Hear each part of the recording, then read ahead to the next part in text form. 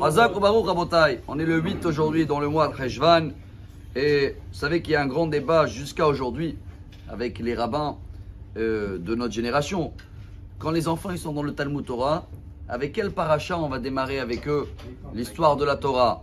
Est-ce que Bereshit, création du monde, ou Lech Lecha? Bien sûr qu'il y en a qui commencent Vaïkra, ça Rashi dit parce qu'ils sont purs, ils vont faire les sacrifices. Mais quand on va leur raconter la paracha, est-ce qu'on va les rentrer dans tous les détails de la création du monde pour arriver à la fin un déluge? Ou direct on va commencer de la fondation du noyau du judaïsme d'Avraham Avinu? C'est toujours en débat jusqu'à aujourd'hui. Mais le message pour nous, c'est que dans cette paracha, il y a 2 points. Un, que Dieu il a donné à Abraham. Et le deuxième, qu'Abraham, il a compris tout seul.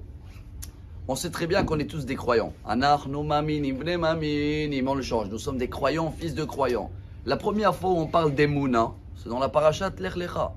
Que Abraham, même quand il est arrivé en Israël, après 75 ans, il a tout quitté. Dieu, il a dit, tu vas avoir des enfants. Et pour l'instant, c'est passé 10 ans depuis la Aliyah.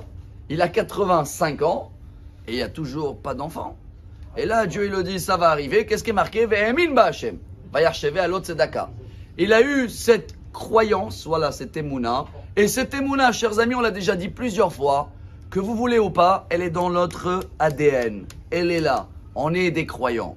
Mais attends, après, il a eu ou pas un garçon? Oui. Un an après, Mazal Tov, Ishmaël. Alors Abraham, il a dit, mais c'est Sarah avec qui il a vécu tout le temps. Alors là, chers amis, voilà le jackpot.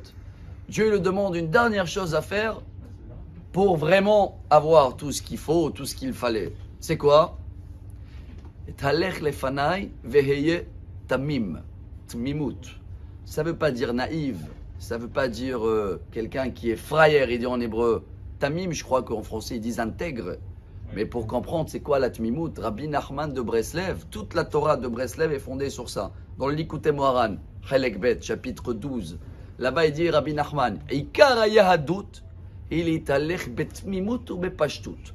Le point le plus important dans le judaïsme, comme ça dit Rabbi Nachman, c'est quoi? D'être simple, pas faire trop des calculs avec le bon Dieu. On termine avec un exemple, on va mettre en pratique. Il y avait un chassid de Breslev. Il allait faire l'Itbodedut. Une fois, il est sorti la nuit pour parler avec Dieu. Il fait moins 38 degrés. Je ne sais pas où, là-bas, quelque part. Et qu'est-ce qu'il dit à Dieu?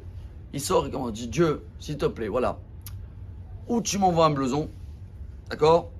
Ou tu me fais en sorte que j'ai plus froid.